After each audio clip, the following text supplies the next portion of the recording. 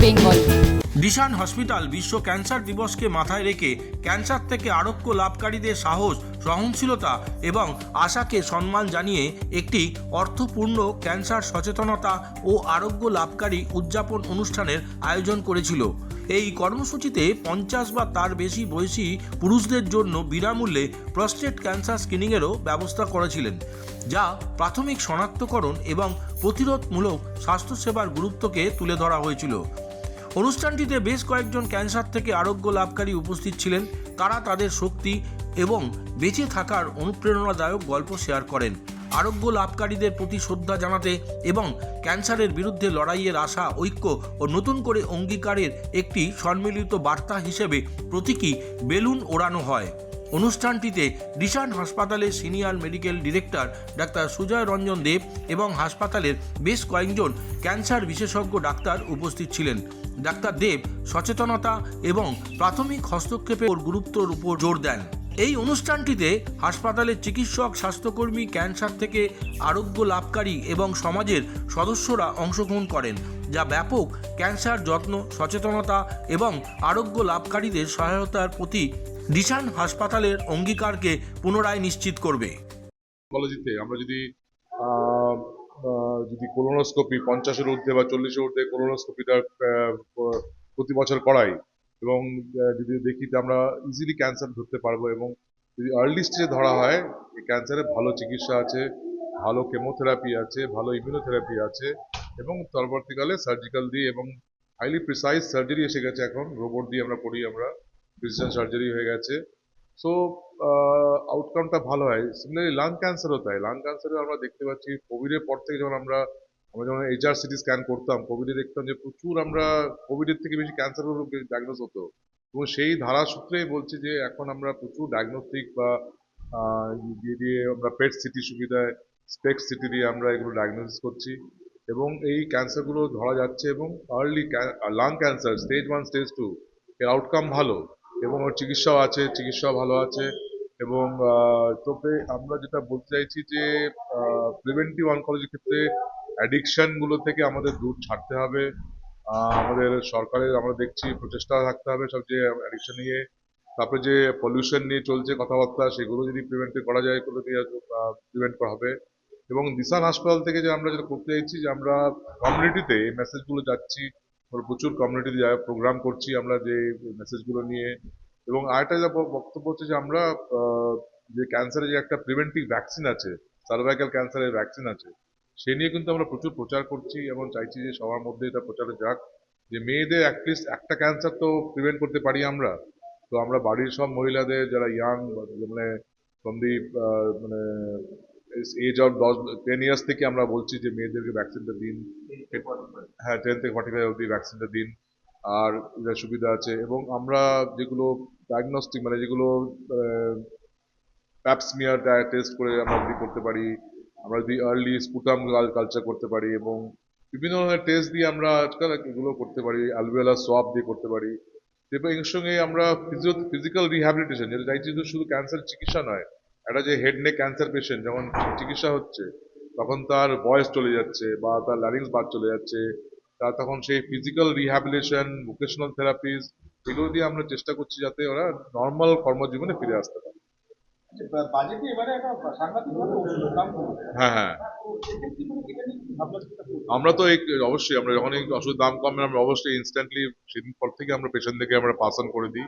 আমরা চাইছি যে পেশেন্টরা জাস্ট যে ওষুধের দাম সঠিক মূল্যে সে ওষুধগুলো পাক আর কি, এবং আমরা এই দিয়ে চেষ্টা করি যাতে পেশেন্টরা আমাদের ফার্মেসি থেকে নেয় এবং সঠিক মূল্যে, আর যেটা কোল্ড চেন মেনটেন করা, এই ক্যান্সার ওষুধগুলোতে যেটা বড় সমস্যা হয় যে কোল্ড চেন মেনটেন করা, এগুলো হাইলি কস্টলি ইনজেকশন থাকে, তো কোল্ড চেন মেনটেন্যান্সটা আমরা ওদেরকে অ্যাডভাইস করি যেখানে করার জন্য।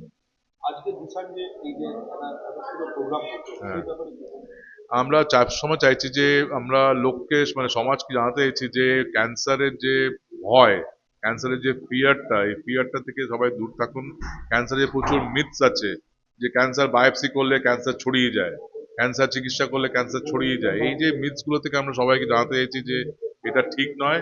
আজকের দিনে ক্যান্সার আমাদের মানে খুবই হাইলি প্রিসাইজ টেকনোলজি দিয়ে সঠিক টিউমারকে আমরা চিকিৎসা করছি। আমরা আগে যেমন হতো কি আমাদের রেডিয়েশনে এখন এত প্রিসিশন এসে গেছে যে ঠিক যতটুকু সাইজ টিউমার ততটুকু রেডিয়েশন যাবে, তার চেয়ে কম না বেশিও নয়।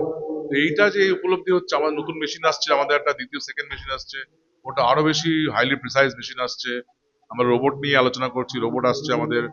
তো পুরো ব্যাপারটাতে যে একটা যে হাইলি প্রিসাইজ টেকনোলজিকে আমরা আনতে পেরেছি, এবং তার সঙ্গে পেশেন্ট অ্যাওয়ারনেস, তার সঙ্গে সমাজকে জানানো, এই পুরো প্রচেষ্টাটাই আজকে প্রোগ্রাম মধ্য দিয়ে হচ্ছে আর কি। আমি doctor Sujoy Ranjan Deb, senior medical director, Dishan hospital.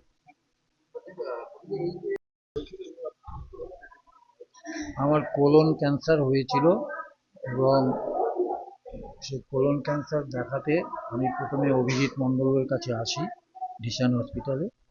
উনি দেখে আমাকে অপারেশনের সাজেস্ট করেন এবং 26শে মে আমাকে ভর্তি হওয়ার ডেট দেন। আমি 26শে মে ভর্তি হই, 27শে মে আমার অপারেশন হয় কোলন ক্যান্সারে। অপারেশনের পরে তারপরে এখানে ভর্তি ছিলাম 9 দিনের মতো। সেকেন্ড টাইম আবার এটার সেকেন্ড অপারেশন হয়েছে 4 মাস পরে। 4 মাস পরে হয়েছে, হওয়ার পরে এখানেই ভর্তি ছিলাম। মানে আমি 4 দফাতে 5টা ওয়ার্ডে ভর্তি ছিলাম প্রায় 1 মাসাধিকের উপরে। হ্যাঁ, এখানে ডাক্তার অভিজিৎ মণ্ডল আমার প্রধান ডাক্তার, তাছাড়া ডক্টর আমন এবং আমাদের দেবজ্যোতি মাঝি এবং অর্কপ্রভ চক্রবর্তী ইত্যাদিরা। আমি যেহেতু একটা কোমরবিডিটি পেশেন্ট, এর বাইরেও অনেক ডাক্তার আমাকে দেখেছেন। তারা সময় মতন আমার যা যা অসুবিধা সেসব প্রেসক্রাইব করে ওষুধ দিয়েছেন এবং এখানকার সবার কাছ থেকে আমি খুব সুন্দর ব্যবহার পেয়েছি। সেই নার্স থেকে, হ্যাঁ ডিসানের কাছে, in all respect I am very much pleased. এবং আমি সাধারণ লোককে অনুরোধ করব, যদি কারোর কোনো বাড়ির লোকের বা আত্মীয় স্বজন কারোর কিছু ক্যান্সার হয়, আপনারা কোনো চিন্তা না করে সোজা একদম ডিসানে যেন চলে আসে। এখানে অনেক ভালো ভালো ডাক্তার আছেন ক্যান্সারের, এবং এখানে চিকিৎসা করলে পরে আপনার রুগী ভালো হবেই, এই গ্যারান্টিটা আমি দিতে পারি আমি একজন রুগী হিসেবে। তবে আমি নিজেও পেয়েছি। আমি চাই এদিক ওদিক না ঘুরে, সময় নষ্ট না করে, ক্যান্সারের মতো রোগ নিয়ে ডোন্ট ডিলে, আপনি সঙ্গে সঙ্গে চিকিৎসার ব্যবস্থা করতে ডিসানে চলে আসুন এবং ডিসানে এসে আপনি ভালো চিকিৎসা পান এবং আমার মতো আপনিও সুস্থ হয়ে বাড়ি ফিরে যান এবং আরও দীর্ঘ জীবন বাঁচুন। আমি রবীন্দ্রনাথ সরকার কালিকাপুরের পূর্বাচলে থাকি। আমি এখানে প্রথম দেখাই ডক্টর অরিজিৎ বিষ্ণুকে ধরা পড়ার পরে। তো উনি যেভাবে গাইড করেছেন আমি সেইগুলো ফলো করে চলেছি। আমার টোটাল 6টা কেমো ছিল। আমার ব্লাড ক্যান্সার হয়েছিল, 6টা কেমো ছিল। 6টা কেমো আমি ওনার কথা মতো যেভাবে উনি বলেছেন সেভাবে আমি করেছি। আমার সাথে সবসময় আমার বোন আর আমার বাবা সবসময় আমার পাশে ছিল। অবভিয়াসলি আমার পুরো ফ্যামিলি ছিল, বাট মানে ফ্যামিলি যারা খুব কাছে ছিল সবসময় আমার সাথে ওঠা বসা করেছে তারা হলো আমার বোন আর বাবা। আর আমার কোনো কিছু প্রবলেম আমি সঙ্গে সঙ্গে ডক্টর অরিজিৎ বিটুর সাথে যোগাযোগ করেছি, ফোনে বা মেসেজে কোনো রকম ভাবে উনি আমাকে সেই সাহায্যটা করেছেন। তারপরে 6টা কেমো আমার ডিসেম্বরে শেষ হয়। শেষ হওয়ার পরে আমার পেট সিটি হয়। পেট সিটির পরে রিপোর্টে আপাতত আমি সুস্থ।